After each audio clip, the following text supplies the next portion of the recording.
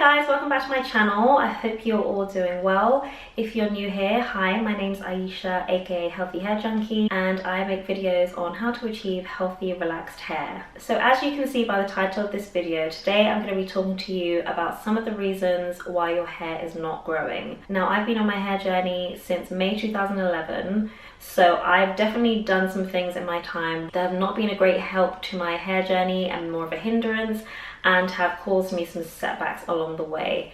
So I thought it'd be a good idea to share some of these things with you, just so you can see that you're not alone and how to overcome some of these things too, so you can get back on track and reach your hair goals. Of course, if you're not subscribed to my channel already, make sure you go ahead and do that, and make sure you give this video a thumbs up if you do like it, so I know what videos you guys are enjoying. So when I'm talking about your hair not growing, what I mean is that you're not retaining any length. Your hair is always going to be growing. Your hair grows from the roots, but if you're not seeing a difference in the length, that means something you're doing in your hair journey and your hair regime is not quite working. So in this video, I'm going to be talking to you about why you're not retaining length and hitting those hair goals. Now, the first reason as to why you're not retaining length is because you're using too much heat on your hair. The more often you use heat on your hair, the more dry your hair becomes, the more brittle it becomes, making it more susceptible to breakage, split ends, and generally poor health. If you're able to cut down on your use of heat, your hair is able to retain more moisture. Moisturized hair does not break, and you're more likely to retain that length. Now, I included this point first because it's something that I initially struggled with a lot on my hair journey. I used to blow dry my hair every wash day, then straighten it on the same day, and then I'd straighten it every single day until I washed it again. These days, as you guys know, I air dry my hair on most wash days, then I'll get it straightened at the salon every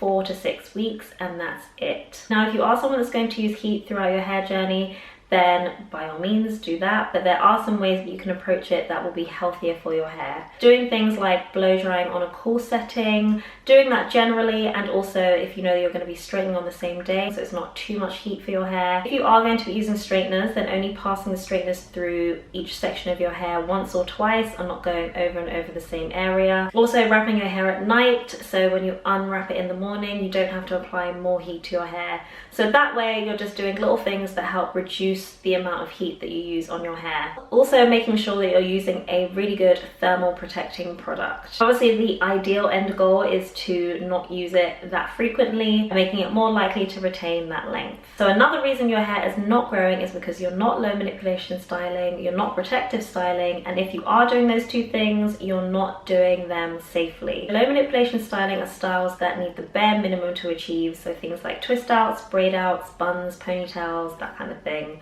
Protective styles are normally where your hair is like securely tucked away, either your whole head or partially tucked away, and it's covered with styles like sew-ins, wigs, Senegalese twists, braids, that kind of thing. Now, doing low manipulation styles and protective styles just means that you're not handling your hair as much. So if you're not styling your hair on a daily basis, you're not going to be experiencing that excessive shedding that comes with all the tools that you use, just handling your hair. So it gives your hair a bit of a break day to day. So one thing to bear in mind with these styles is that you do need to do them responsibly, so they're not causing more problems than they're solving. So with low manipulation styles, it's a good idea to switch up your parting regularly, or the position of your bun or your ponytail, just so it's not a strain on your hair in the same position all the time. I actually experienced this when I used to rock this style consistently at one point, and I found that the point in which I tied my little ponytail, I was experiencing some breakage.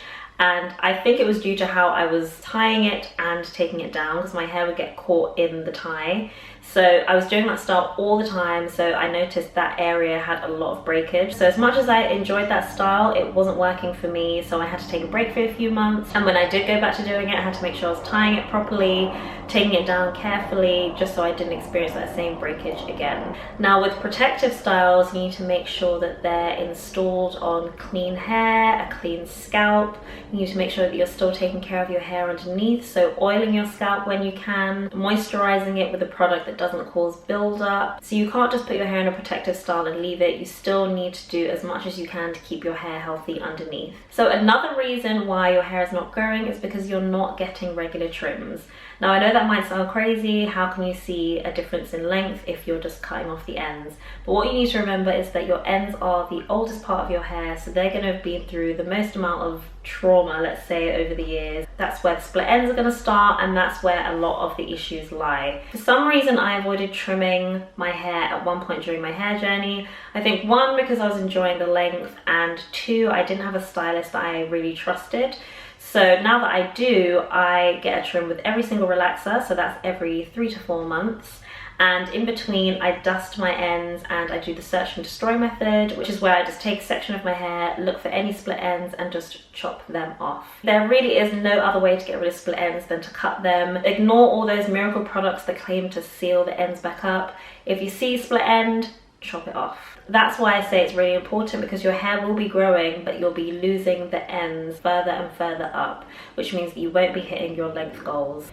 So another reason why your hair is not growing is down to genetics. What we need to remember is that genetics play an important part in hair growth. Everyone's hair growth cycle is different, and again, it's dependent on genetics. So the amount of time your hair takes to grow, and also the amount of time it takes to shed. So that's why it's really important not to compare yourself to other people and how quickly it seems their hair is growing. Everyone's hair growth cycle is different. I would say don't let it dishearten you or discourage you on your hair journey. Your hair is still growing, it is still going to grow, and it is still possible for you to reach your length goals. Now, another reason your hair is not growing could be down to an underlying health problem. Now, a change in your health can take its toll on your hair. That can be one of the telltale signs. I was actually talking to someone the other day who has been diagnosed with thyroid issues. I can't remember if it's overactive or underactive, but basically one of the symptoms is thinning of the hair. So you've got hormonal issues like that, then you've got skin conditions like dermatitis, alopecia, fungal infections, all of those things that can really take its toll on your hair. It can cause it to thin, it can cause dandruff, and just those things that generally will have your hair in poor health. If you're taking care of your hair and you're still seeing a lot of these issues, then my advice to you is to have a checkup with your doctor and just see if there's anything going on. Once these things are diagnosed, it's going to be a lot easier for you to get a handle of. You can either be given medication, or it might be something that you can deal with naturally. But the main thing is getting it diagnosed so you know what you're working with. So the next reason that your hair may not be growing is because of your poor diet. Healthy hair starts on the inside, so you need to make sure that your body is getting all the nutrients and the vitamins that your hair needs to thrive. A very easy way to get nutrients is to take multivitamins. Another way, and I know I've mentioned this before, is smoothies. You can pack your smoothies with lots of fruit that will help you get the nutrients that you need. I know I said I was going to do a video on that, and I am going to record it very soon, so that's going to be coming to my channel. Making sure you're drinking lots of water and your body is moisturized from the inside is another thing that's going to help your hair flourish. Now, another reason that your hair is not growing is because you're not consistent with your hair routine. It's one thing to come up with a hair routine that works for you and to buy all the products that you think are going to work, but you're not going to see a difference if you're not doing all these things regularly. So things like choosing a wash day that you know you can commit to, having a checklist in the evening so you know exactly what you need to do to your hair before bed, making sure all the products you need are fully stocked, and if they're not, making sure you replace them regularly. If you know you're really bad at covering your hair at night, then swapping out your cotton pillowcases for satin pillowcases, so if you do forget, then it's not going to be that big of a deal. So it's really good to start making small changes to your hair routine